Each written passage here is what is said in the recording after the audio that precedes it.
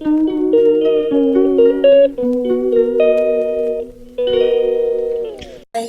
Morning. জানি না তোমরা আমার আওয়াজটা শুনতে পাচ্ছ কিনা, কারণ আমি 3-4 দিন ধরে কথা বলতে পারছি না। তাও ব্লগে একটু হলেও কথা বলার চেষ্টা করছি, কারণ আমার এই পাশের কানটা দেখছো না, এই পাশ থেকে পুরোটা ব্যথা। আমার জানি না কেন হঠাৎ করে কান ব্যথা হলো। তো কান ঠিক আছে, মোটামুটি নর্মাল হালকা পাতলা ব্যথা হচ্ছিলো, কিন্তু জানি না কাল থেকে মানে কিছু খেতে পারছি না, মুখ খুলতে পারছি না।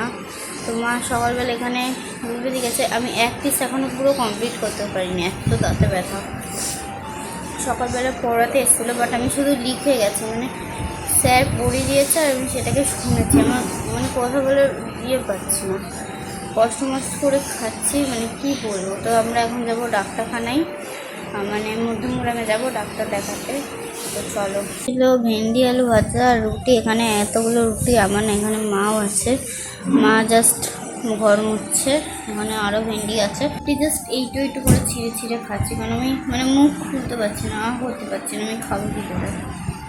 সো গাইস, অলরেডি কিন্তু শিরো বুঝে গেছে যে আজকে ওর দিদিকে নিয়ে যাওয়া হবে ডক্টরের কাছে, আর প্লাস কিন্তু আমার গোপুসোনাকেও নিয়ে যাওয়া হবে। তো আমি কিছু কাজ কমপ্লিট করে এসে সকালে টিফিনটা সেরে আমি চলে এসেছি, দেখতে পাচ্ছ ট্রেনে আছি। আর এখন আমি চলে যাব সোজা মধ্যমগ্রাম চৌমাথায়। আর যে ডক্টরটা আমি দেখিয়েছি, ডক্টরটা সত্যি ভীষণ ভালো। তোমরা যদি কেউ দেখাতে চাও কানের ডক্টর, তো আমি অবশ্যই কমেন্ট বক্সে দিয়ে দেবো। আর এখানে দেখতে পাচ্ছ গোপুসোনাকে কোথায় নিয়ে যাচ্ছি ডেলিভারি করে, কারণ গোপুসোনার কিছু পালিশ করার আছে, তো সেই জন্য ওকে দিয়ে আসবো। দুজনকে দিয়ে এসেছি, আর একজনকে আমি কিন্তু বাড়িতে রেখে এসেছি। আর এখানে একটু জল নিয়ে নিয়েছিলাম, কিছু খাওয়া নিয়ে নিয়েছিলাম, আর ওখানে যে আন্টিটা ছিল একটু কিছু ফুল দিয়ে গোপুসোনাকে সাজিয়ে আদর করছিল। আর এখানে ফাইনালি আমি দোকানে নিয়ে চলে এসেছি। তো তোমরা আমাকে অবশ্যই কমেন্ট করো যে আমি কোন জায়গাটায় আমি এসেছি, তাহলে আমি সেটা বলে দেবো তোমাদেরকে। আর আসার সময় দেখো আমি কিছুটা মিষ্টি নিয়ে নিয়েছি আর একটু দই নিয়ে নিয়েছি বাড়ির জন্য, কারণ আমি পুজো দিতে হবে দুপুরবেলা। তো চলো এবারে মিষ্টিটা নিয়ে চলে যাওয়া যাক। তো আস্তে আস্তে চৌমাথার ওখানে স্টেশনের ওখানে দেখো মায়ের মন্দিরটা কত সুন্দর লাগছে দেখতে। তো একটু নমস্কার করে নিলাম, আর এখানে খেয়ে নিলাম একটু জুস। আর দুষ্টু আমাকে এটাই বলছিল যে ওকে না দিয়ে আমি আগে খাচ্ছি। হ্যাঁ, আমি আগে ট্রাই করে দেখছিলাম যে কতটা ঠান্ডা আছে, তো সেইভাবেই আমি দিচ্ছিলাম ওকে। তো আমি খাওয়ার পর ওকে একটু দিয়ে দিলাম, আর ও কানের ব্যথার জন্য না একদম খেতেই পাচ্ছিল না, যা কিছু খাচ্ছিল কানটা পটপট করছিল। তো আজকে দুপুরবেলা আমি করে দেবো ওর জন্য পুরো একটু গলা ভাত, যেহেতু সকালবেলা রুটিটা কিন্তু একটু শক্তই ছিল, খেতে পাচ্ছিল না, একটু ডিস্টার্ব হচ্ছিলো। আর এখানে আমি খেয়ে নিলাম। দেন এখানে কিন্তু আমি 3 খানা আমলকি নিয়ে নিয়েছিলাম, 2টো মশলা আর একটা প্লেন। দেন আর এই আঙ্কেলের সাথে আমি মজা করছিলাম ট্রেনের মধ্যে, মনে হচ্ছিলো যে না আমি ওখান থেকে নিয়ে নিচ্ছি, বাট না, জাস্ট এমনি ফানি করছিলাম, ঠিক আছে। দেন তারপরে আমি চলে এসেছি বাড়িতে। আর বাড়িতে আসার সঙ্গে সঙ্গে শিরো যখনই আমার গন্ধটা পেয়ে গেছে ওপর থেকে, তখনই কিন্তু জানলা দিয়ে শুরু করে দিয়েছে বদমাইশি। আর এখানে দেখো দুপুরবেলা রান্নাবান্না করে খেয়ে দিয়ে আমি চলে যাচ্ছি এখন ডিউটিতে। আর আজকের আমি দুপুরবেলা রান্না করে নিয়েছিলাম পটল আলু ডিম দিয়ে তরকারি আর ভাত। দেন তারপরে কিন্তু আমি খাওয়া দাওয়ার পরে চলে যাচ্ছি সোজা ডিউটি। আর এখানে দেখো নিচে যখনই আমি এসছি, আসার পর দেখছি শিরো একদম দূর থেকে আমাকে দেখেই যাচ্ছে।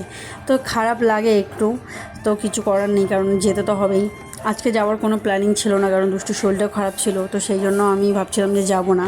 তারপরে ভাবলাম না গেলে তো হবে না, সামনে মাসের শেষও হতে যাচ্ছে, তো সেটাতে একটু সমস্যা হয়ে যাবে নাহলে। তারপরে বাড়ি আসার সময় কিন্তু আমি নিয়ে নিয়েছিলাম স্যান্ডউইচ আর একটু, কারণ ও খেতে ভালোবাসে, তো সেটা ভেবেই আমি নিয়েছিলাম। আর এখানে শিরো মনের আনন্দে পাটা চাটাচাটি করছিল। স্যান্ডউইচটা নেওয়ার পরে আমি যখন দেখছিলাম না ওখানে কত সুন্দর ব্রেসলেট, তো আমি জানি দুষ্টু এগুলো খুব ভীষণ পছন্দ করে, তো সেই জন্য আমি বেশি করে কিনে নিয়েছিলাম। কিছুটা ও ইউজ করবে, কিছুটা আমি ইউজ করব। এগুলো কেমন হচ্ছে কমেন্টে অবশ্যই জানাবে। আর কতগুলো নিয়েছি তোমাদেরকে দেখো সব দেখাচ্ছি, কোনটা সবথেকে বেশি সুন্দর হচ্ছে সেটা কিন্তু অবশ্যই কমেন্ট করবে। তো আজকের ভিডিওটা কেমন লাগলো অবশ্যই কমেন্ট করবে, ভালো লাগলে লাইক করো, প্রচুর শেয়ার করো। যারা আমার চ্যানেলে নতুন আছে প্লিজ সাবস্ক্রাইব করে দিও, আর আমার ফেসবুক পেজটাকে ফলো করে দিও। তো থ্যাংক ইউ সো মাচ, এইভাবেই সাপোর্ট করতে থেকো, ভালোবাসা দিও দূর থেকে, যেন আগামী দিনে আমি আরও এগিয়ে যেতে পারি। তোমাদের ভালোবাসা ছাড়া কখনোই আমি কিন্তু এগিয়ে যেতে পারবো না। তো প্লিজ তোমরা সাপোর্ট করো। চলো দেখা হচ্ছে পরের একটা ভিডিওতে। Tata, bye bye and good night.